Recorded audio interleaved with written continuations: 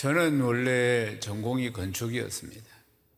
그래서 건축기사로 사회생활을 시작해서 그 다음 현장 소장을 하다가 그 다음에 자그마한 건설회사를 운영하다가 하나님 부르심을 받았어요.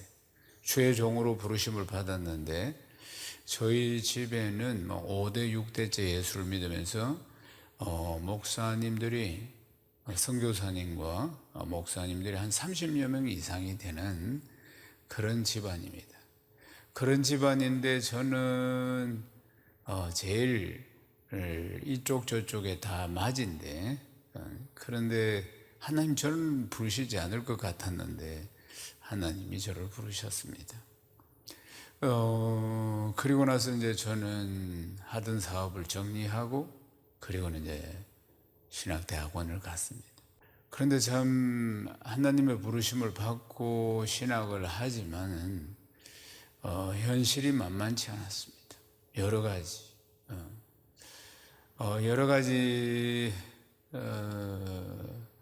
때로는 마음이 굉장히 침체가 올 때도 있고 또 힘들 때도 있었습니다. 여러 가지 현실적인 문제들 앞에서 그럴 때마다 제가 어디를 찾아갔느냐면은 양화진을 찾아갔습니다.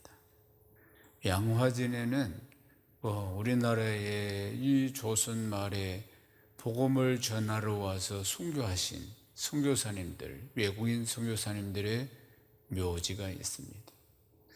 그 양화진에 가서 그 외국인 우리 선교사님들, 우리에게 복음을 전해준 선교사님들의 묘비의 글들을 하나씩 읽으면 눈물이 정말 폭포수처럼 쏟아지고 침체된 제 마음이 회복이 됩니다. 그리고 다시 한번 사명을 붙들고 다시 한번 각오와 결단을 하면서 정말 하나님께서 저에게 새 힘을 주시고 은혜를 주시는 것을 많이 체험을 하게 됩니다. 1년에 아마 그때는 제가 참 교육전사 1년, 2년, 3년 차 그때는 영적으로 많이 어린 사람이었기 때문에 많이 이제 영적인 업다운이 있었습니다. 그런 가운데 참 양화진은 저에게 마치 생수와 같은 곳이었어요.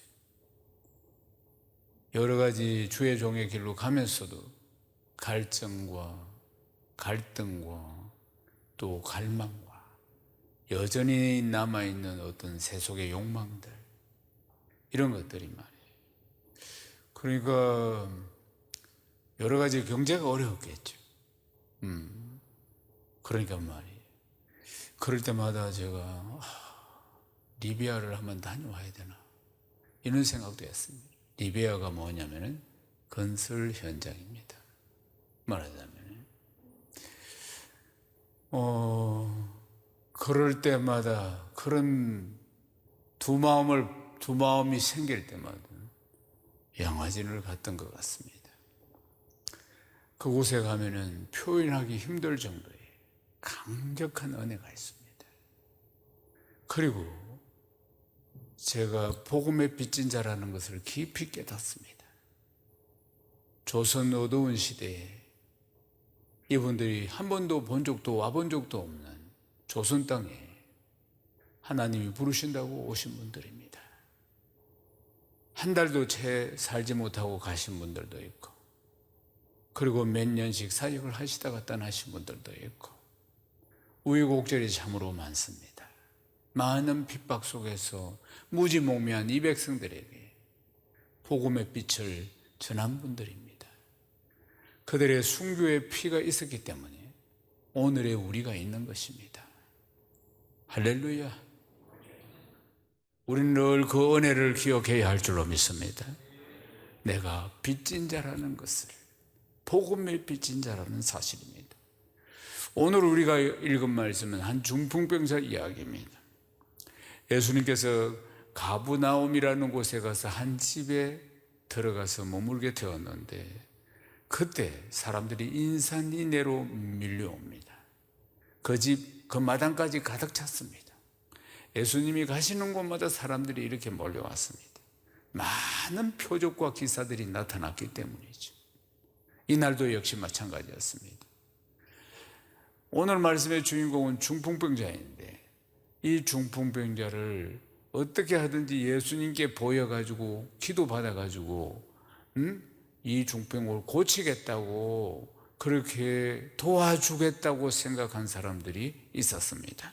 마가복음 2장 3절을 읽겠습니다. 사람들이 한 중풍병자를 4사람에게 메워가지고 예수께 올세. 중풍병인데 움직일 수가 없습니다. 뇌출혈이나 뭐 이런 것들이 있었겠지. 그래서 들것에 실어서, 그래서 사람들이 한 중풍을 4사람에게 메워가지고 들것에 실어서 메워가지고 예수님께 왔다 하는 것입니다. 이 중풍병자는 몸도 가눌 수가 없습니다. 그래서 4사람의 도움이 필요했다는 것입니다. 육신의 병 고통스럽습니다. 육신의 병 기분도 다 다운이 됩니다. 우울해집니다. 육신의 병, 그 병이 나를 괴롭게 만듭니다. 그러나 우리의 육신만 있는 것이 아닙니다. 우리 안에는 영혼이 있어요. 육신도 병들 뿐만 아니라 영혼도 병듭니다. 육신도 건강해야 하고 영혼도 건강해야 하는 것입니다. 우리는 영적인 존재라는 사실이에요. 그러나 사람들은 우리가 영적인 존재라는 사실을 잘 모릅니다. 육신의 병이 있으면 그걸 고치려고 몸부림을 치기도 하고 애를 쓰기도 하지만 자신의 영혼의 병을 잘 모릅니다. 죄로 말미암아 죽은 영원한 죽음을 향해서 가고 있는 내 영혼의 문제에 이것은 사람들이 깨닫지도 못하고 있습니다. 마태복음 7장 14절 말씀을 읽어보십시다. 생명으로 인도한 문은 좁고 길이 협착하여 찾는 자가 적음이라. 구원에 이르는 문은 좁다고 이야기하죠. 그래서 그 길은 협착하기 때문에 좁은 문 들어갈 사람이 없다는 것입니다. 다 넓은 길로 육신의 정욕과 목의 정욕과 이 세상의 자랑 쫓아가는 넓은 문으로 들어간다는 사실 아니겠습니까? 사랑하는 여러분, 그들은 좁은 길, 좁은 문을 모릅니다. 그들에게는 구원의 문, 좁은 문, 은혜의 문, 좁은 문, 사랑의 문, 좁은 문, 그 좁은 문을 데리고 갈 돕는 손길이 필요하다는 사실입니다. 모든 사람들이, 세상 사람들이 넓은 길로 넓은 문으로 가기 때문에 그 길인 줄 알고 다 가고 있다는 것 아니겠습니까? 생명으로 인도한 문은 좁고 길이 협착하여 찾는 자가 적음이라. 이 중풍병자에게 다행히 도움의 손길이 왔습니다. 3절 기록에 말씀 보면은 4사람이 맸다는 거 아니겠습니까? 들것에 실어서 맸다 이 말입니다. 근데 주님이 고쳐주실 때 보면은 이 4사람의 믿음을 보고 고쳐주셨대. 그러니까 이 4사람은 친척이거나 지인이거나 친구이거나 아주 절친일 것이라고 볼 수가 있습니다. 왜요? 지금 들고 중풍병자를 들것에 실어서 들고 오긴 해왔는데 인산인해를 이루고 있으니까 들어갈 수가 없었다 그 말입니다. 그러면 거기서 그만둘 수도 있는데 어떻게 했다는 겁니까? 그들이 지붕으로 올라갔다 이 말입니다. 그러니까 여기는 중동은 지금 이 지붕이라는 것이 나무 그리고 또 나뭇잎 이런 것으로 덮여 있는 그런 지붕이겠죠. 우리처럼 지금 슬라브로 돼 있는 지붕이 아니고, 그래서 그 지붕을 뜯었다고 하잖아요. 지붕을 이 4사람이 들것에 실어서 올라가서 그리고 지붕을 뜯어가지고 그리고 내려다 보니까 예수님이 거실에 딱 앉아 계시거든. 그래서 줄을 매가지고 이 중풍병 환자를 지붕을 뜯어서 그리고 밑으로 내렸다 이 말입니다. 누가 이렇게 할 수가 있겠습니까? 그러니까 아주 친한 사이가 아니면은, 지인이 아니면은 그렇게까지 안 할 것이라 그 말입니다. 말하자면은 중풍병자는 주님을 만나야 되는데 정말 주님을 만나게 할 수 있는 도움의 손길이 필요했던 것입니다. 이 사람은 거동이 불편한 사람이고, 사랑하는 여러분, 이 도움의 손길로 인해서 이 중풍병자가 고침을 받는데 그러나 이 도움의 손길은 얼마나 수고로운 손길이냐. 메고 올라갔지요. 지붕으로 올라갔지요. 지붕을 뜯어내야지요. 그리고 달아내야지요. 얼마나 수고로움이 많습니까? 사랑하는 여러분, 그런데 기꺼이 도와주는 장면을 보십시오. 기꺼이 지붕을 뜯고 달아내리고. 마가복음 2장 5절 말씀 읽어보십시오. 예수께서 그들의 믿음을 보시고 중풍병자에게 이르시되 작은 자야 네 죄사함을 받았느니라 하시니. 아멘. 그들의 믿음을 보시고 지금 주님이 중풍병자를 고쳐주시는 것 아니겠습니까? 사랑하는 여러분, 우리의 육신의 병뿐만 아니라 내 영혼의 병을 치료하실 수 있는 분이 누구십니까? 주 예수 그리스도 한 분뿐입니다. 아멘이십니까? 우리를 죄에서 구원하실 분이 누구십니까? 주 예수 그리스도 한 분밖에 없습니다. 오직 예수님 한 분밖에 없다는 것입니다. 사랑하는 여러분, 우리가 수고를 마다하지 않고 적극적으로 복음을 전해야 할 이유가 바로 이것 때문인 것입니다. 사도행전 16장 31절 말씀 읽겠습니다. 이르되 주 예수를 믿으라 그리하면 너와 내 집이 구원을 받으리라 하고. 아멘. 사도 바울과 실라가 빌립보에서 복음을 전하고 있을 때 이 말씀의 배경은 이렇습니다. 점치는 귀신 들린 여종 하나가 사도 바울을 따라다니면서 교회성을 지르면서 복음 전하는 것을 방해하는 거예요. 점치는 귀신이 들었습니다. 그래서 이 빌립보의 이 여종은 점치는 귀신이 들렀고 그 위에 주인이 있겠지. 여종이니까, 종이니까 말이에요. 종이 복채를 다 받는 겁니다. 수입이 아주 이 점치 주는 것 때문에 수입이 상당하다 그 말입니다. 그게 자기 종이라 그 말이에요. 자기 여종이 점치는 귀신이 들었어요. 그 사람들이 복채를 들고 와서 점을 보는 겁니다. 그게 다 자기 수입이라. 그런데 사도 바울이 이 점치는 귀신을 예수 이름으로 쫓아내버립니다. 왜냐하면 따라다니면서 복음 전하는 걸 방해하니까. 그래서 이 여인은 건강한 여인이 되었습니다. 귀신이 떠나가고, 그리고 건강한 여성이 되었는데, 근데 문제는 뭐냐? 이 주인이, 이 종의 주인이 자기의 수입이 이제 끊어지니까 그게 아주 그냥 속상하고, 그리고 또 기분 나쁘고 막 이러니까 그래가지고 모함을 해가지고 바울과 실라가 옥에 갇히게 됩니다. 그리고 매를 맞고 착고를 차고 이 감옥에 갇혔는데 바울과 실라가 기도하고 찬양하니까 하나님이 천군 천사를 보내가지고 옥토를 흔들고 지진이 일어나고, 그리고 옥문이 다 열렸습니다. 옥문이 다 열렸는데 있던 죄수들이 다 나갑니다. 옥문이 열리니까. 그러나 바울과 실라는 나가지 않습니다. 뒤늦게 간수가 알아가지고 보니까 아이고 옥문이 다 열리고 죄수들은 다 도망가고 없고 하니까 내일 되면 자기가 참수형을 당할 테니까 이것 때문에, 그래서 칼을 뽑아가지고 자기를 하려고 할 때 사도 바울이 그걸 보고 네 몸을 상하게 하지 마라. 우리가 다 여기 있다. 우리는 여기 있다. 그렇게 이야기를 하는 것입니다. 그렇다면 사도 바울은 왜 안 갔을까요? 옥토가 흔들리고 옥문이 열렸으면 하나님께서 나가라고 하는 거 아니겠습니까? 그러나 사도 바울의 생각은 달랐습니다. 사도 바울이 죄를 지어서 지금 옥에 왔습니까? 아닙니다. 모함을 당해서 지금 왔지 않습니다. 사도 바울은 항상 그렇습니다. 하나님은 실수하지 않으시는 하나님께서 왜 옥으로 보내실까? 여기에 구원받을 자가 있기 때문이다. 항상 그걸 생각하는 것입니다. 대단한 분이죠. 복음 전하는 것 외에는 소망이 없는 분이었습니다.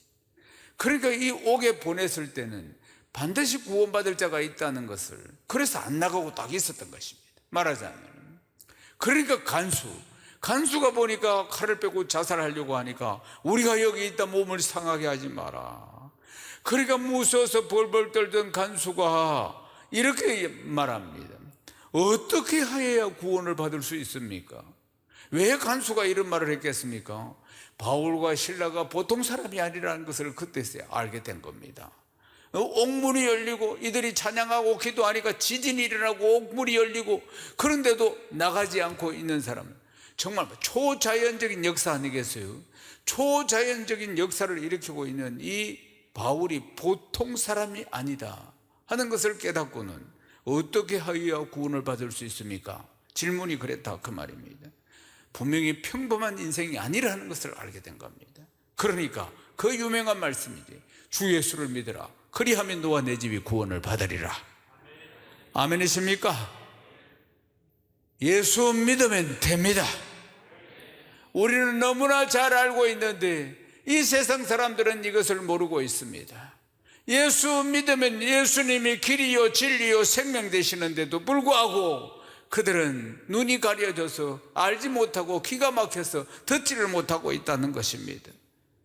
사랑하는 여러분, 세상 사람들은 내가 길이요 진리요 생명이다 이 말씀의 진리를 깨닫지를 못하고 있다는 거 아니겠습니까? 그저 자기가 생각하는 것이 옳은 길이라 생각하고 살아가고 있어.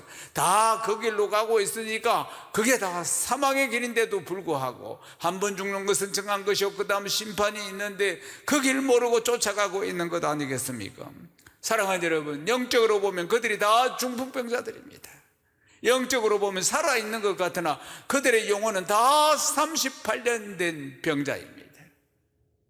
사랑하는 여러분, 이들을 우리가 살려내야 합니다. 우리의 도움이 필요합니다. 우리가 예수 믿고 구원받을 때 누군가가 우리에게 그렇게 사랑으로 다가와서 말귀를 알아듣지도 못하는 나에게 또 전하고 또 전하고 또 전해서 우리가 예수 믿게 된 것 아닙니까? 분명한 것은 우리가 복음의 빚진 자입니다. 우리가 그 사랑의 빚진 자 아니겠습니까? 독일에 있는 보온대학에서 성인 남성 38명을 대상으로 뇌의 구조에 대해서 연구를 하였습니다. 이 연구팀들이 어떻게 했느냐 하면은 서로 마주 보게 하고 그리고 컴퓨터 화면을 다 보게 한 뒤에 게임을 하게 했는데 뭘 했냐면 순간적으로 여러 개의 점을 보여주고 그리고 그 점을 세라고 합니다. 그리고 나서 숫자를 보여주면서 점이 많은 건지 숫자가 많은 건지 요 테스트였습니다.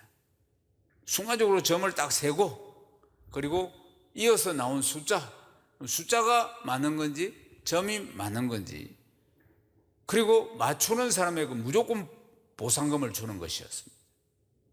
그러니까 이걸 300번 이상을 했다는 겁니다. 300번 이상을. 그러면서 뇌의 구조를 내가 어떻게 변하는가를 조사를 해보니까 첫 번째, 보상금이 클수록 내가 활발히 움직인다. 두 번째, 서로 성공했을 때보다 나만 성공했을 때 더 행복해한다. 세 번째, 돈을 받지 않으면 내가 움직이지 않는다. 결코 반응하지 않는다. 그러니까 결론적으로는 내가 상대방보다 더 뛰어날 때 그리고 내가 더 많은 돈을 벌 때 사람들이 내가 즐거워서 도파민이 막 나온다는 이야기입니다. 이 실험을 한 아민 포크 교수가 그랬습니다. 사람은 다 같이 똑같은 돈을 받는 것보다도 주변 사람들보다 내가 더 많은 돈을 받을 때 그때 행복감을 느낀다. 이런 이야기를 하는 것입니다. 그러니까 남성들에 대한 가장 큰 자극이 뭐냐면은 사회적 경쟁이다. 이런 결론을 내렸습니다. 그러니까 인생은 본능적으로 이기적이고 경쟁적이라 그 말입니다. 그러니까 인간은 태어날 때부터 이기적인 본성을 가지고 있는 죄인이라 이 말이에요. 그러니까 항상 제약된 본성을 가지고 있다는 것입니다. 그리고 제약된 본성대로 살면은 계속 매일 지옥을 향해서 가는 겁니다. 자기도 모르게. 사랑하는 여러분, 길은 하나밖에 없습니다. 구원받을 길은 주 예수 그리스도 한 분밖에 없습니다. 구원의 길도 알지 못하고 본성적으로 살아가고 있는 거 아니겠습니까? 자기가 죄인인 줄도 모르고 자기의 영혼을 어떻게 해야지 구원받을 길이 있는지도 모르고 살아가고 있는 자입니다. 디모데후서 4장 2절 말씀을 읽겠습니다. 너는 말씀을 전파하라. 때를 얻든지 못 얻든지 항상 힘쓰라. 범사의 오래 참음과 가르침으로 경책하며 경계하며 권하라. 사랑하는 여러분, 때를 얻든지 못 얻든지 이 복음을 전해야 하는 것입니다. 아멘이십니까? 때를 얻든지 못 얻든지 복음을 전하는데 우리의 오래 참음이 필요하고 우리의 인내가 필요하다고 지금 말씀하고 있다는 사실입니다. 마가복음 2장 5절 말씀도 읽어보십시다. 예수께서 그들의 믿음을 보시고 중풍병자에 이르시되 작은 자야 네 죄사함을 받았느니라 하시니. 아멘. 천장에서 이렇게 달아서 내려왔는데 이제 네 죄사함을 받았느니라 중풍병자를 보고 이렇게 이야기합니다. 그러니까 그 자리에 누가 있었느냐? 서기관이 있었는데 서기관이 딱 보면서 이건 신성모독이다. 이래. 죄를 누가 사할 수 있습니까? 하나님만이 죄를 사할 수 있는데 예수님이 네 죄를 사하노라 이렇게 이야기했다 그 말이에요. 그러니까 예수님이 서기관이 딱 그 생각을 하고 있다는 것을 아시고 딱 서기관에게 이야기를 합니다. 마가복음 2장 9절에서 12절을 읽겠습니다. 중풍병자에게 네 죄 사함을 받았느니라 하는 말과 일어나 내 상을 가지고 걸어가라 한 말 중에 어느 것이 쉽겠느냐? 그러나 인자가 땅에서 죄를 사하는 권세가 있는 줄을 너희에게 알게 하려 하노라 하시고 중풍병자에게 말씀하시되 네가 내게 이르노니 일어나 네 상을 가지고 집으로 가라 하시니 그가 일어나 그 상을 가지고 모든 사람 앞에서 나가거늘 그들이 다 놀라 하나님께 영광을 돌리며 이르되 우리가 이런 일을 도무지 보지 못하였다 하더라.